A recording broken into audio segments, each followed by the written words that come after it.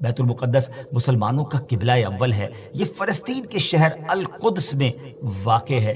بعض نے اس شہر کو بھی بیت المقدس کہا ہے۔ اس میں کوئی شک نہیں کہ بیت المقدس یہودیوں، عیسائیوں اور مسلمانوں تینوں کے ریلیجن کے لیے مقدس مقام کی حیثیت رکھتا ہے۔ حکیم الامت مفتی احمد یار خان نعیمی رحمۃ اللہ تعالی لکھتے ہیں کہ چونکہ اس زمین میں حضرات انبیاء کے مزارات بہت ہیں، اس لیے اسے قدس کہا جاتا ہے۔ حضرت سیدنا سلیمان علیہ نبینا علیہ الصلوۃ والسلام کا مزار مبارک اور عالم اسلام کی مشہور و معروف مسجد اقصیٰ بھی اسی شہر میں واقع ہے۔ رہی یہ بات کہ اس کا سنگ بنیاد کب رکھا گیا، کعبہ معظمہ کی بنیاد ڈالنے کے 40 سال بعد سیدنا آدم علیہ نبینا علیہ الصلوۃ والسلام یا ان کی اولاد میں سے کسی نے اس کی بنیاد ڈالی۔ پھر اس کی تعمیر حضرت سیدنا سام بن نوح علیہ نبینا علیہ الصلوۃ والسلام نے کی۔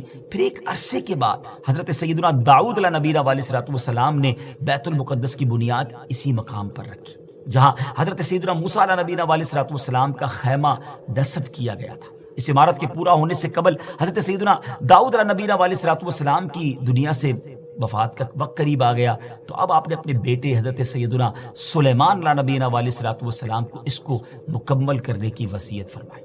حضرت سلیمان علیہ نبینا علیہ الصلوۃ والسلام نے انسانوں سے نہیں بلکہ جنوں کی ایک جماعت سے اس کام کو کروانا شروع کیا۔ 1 سال کا کام باقی تھا، مگر آپ کے انتقال کا وقت قریب آ گیا۔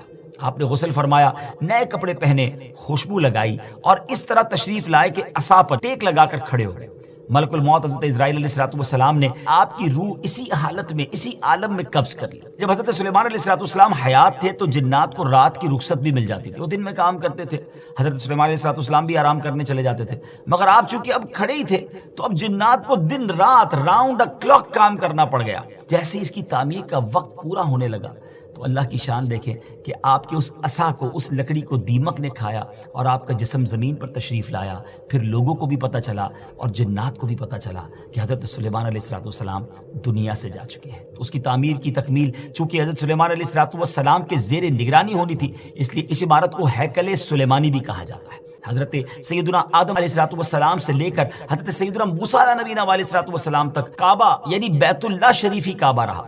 پھر حضرت سیدنا موسیٰ علیہ نبینا علیہ الصلوۃ والسلام سے لے کر حضرت سیدنا عیسیٰ علیہ الصلوۃ والسلام تک بیت المقدس قبلہ رہا۔ اور ہجرت کے بعد مدینہ منورہ میں بھی مسلمان 16 یا 17 مہینے تک بیت المقدس کی طرف ہی رک کر کے نمازیں پڑھتے رہے۔